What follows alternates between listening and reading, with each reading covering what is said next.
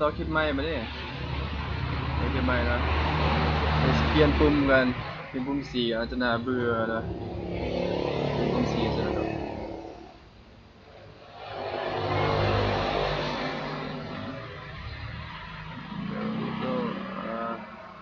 เปลี่ยนสีเหลืองนะลองสีเหลืองนะ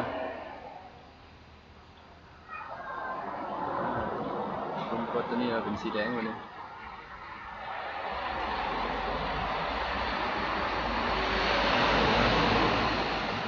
สีแดงนะเป็นสีเหลืองนะ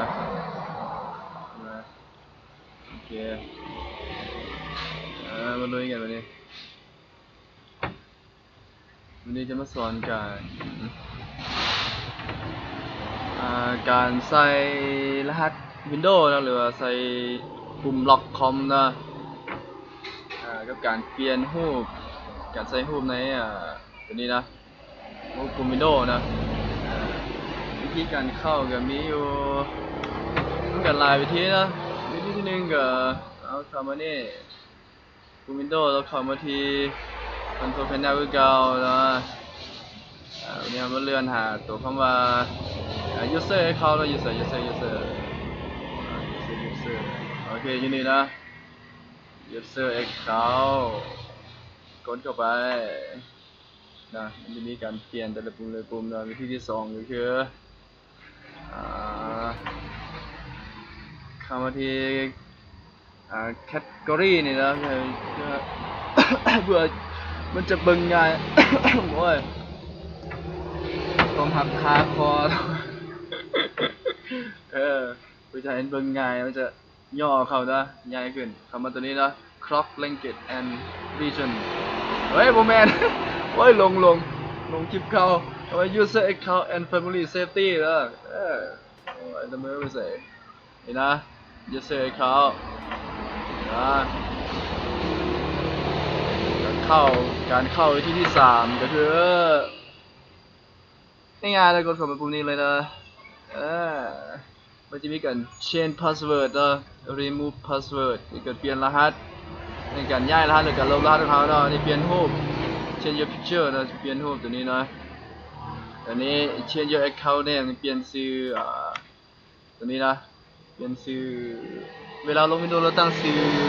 อคอมพิวเตอร์ของเขาเนี่ยนะเราจะเปลี่ยนชื่อตัวนี้ก็ใส่ตัวบุรพานะอยากเปลี่ยนก็กด change นะพิมพ์แล้วก็กด change นะตัวนี้จะบอกแนะนำนะตัวนี้ มันจะมีวินห้องว่าจังไงปุ่มวินตัวนี้อยู่2ปุ่มแต่ตัวนึงนี่เขาปิดไว้นะตัวอย่างก็คืออยู่ใส่แล้วก็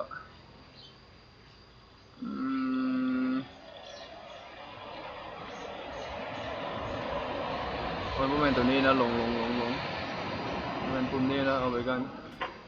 มันจะอยู่ตัวนี้นะโอ้ยลงอีกแล้วปุ่ม manage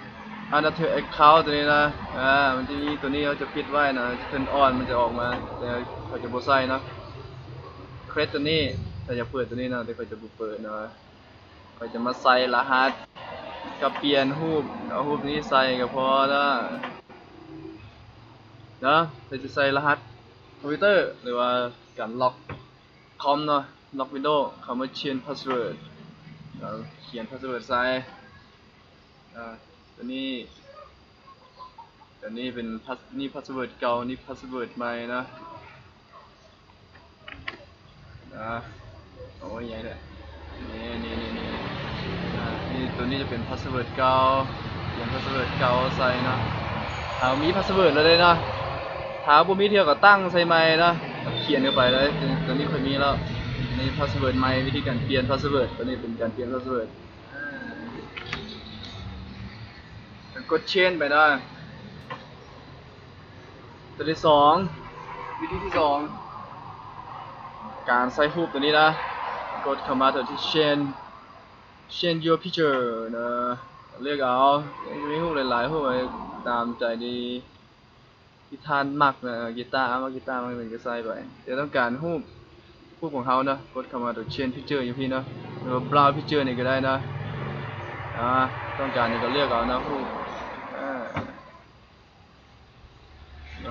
กดเข้าไปรูปแล้วก็กดเลยนะรูปมันจะหลายหมดตัวอย่างตัวนี้ซะ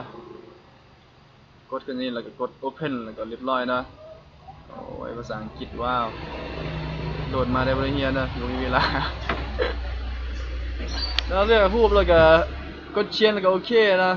คือเรียบร้อยไม่ยากอย่างนะ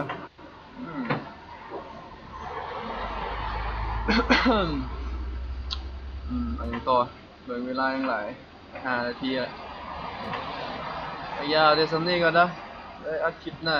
จะมีมาได้ใส่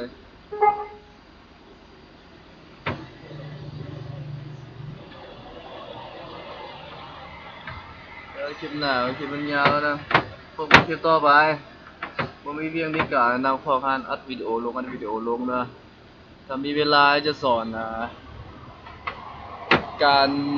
ใส่ Word ใน Microsoft Word Excel PowerPoint Excel ตัวอย่างละเอียดเลยเนาะถ้ามีเวลาจนไปถึงการสร้างเว็บไซต์ออกแบบเว็บไซต์นะเอาเว็บไซต์ขึ้นโฮสติ้งนะการลง Windows นะ XP Windows 7 Windows 8 8.1 Windows 10นะหลายอย่างถ้ามีเวลาเลยเนาะ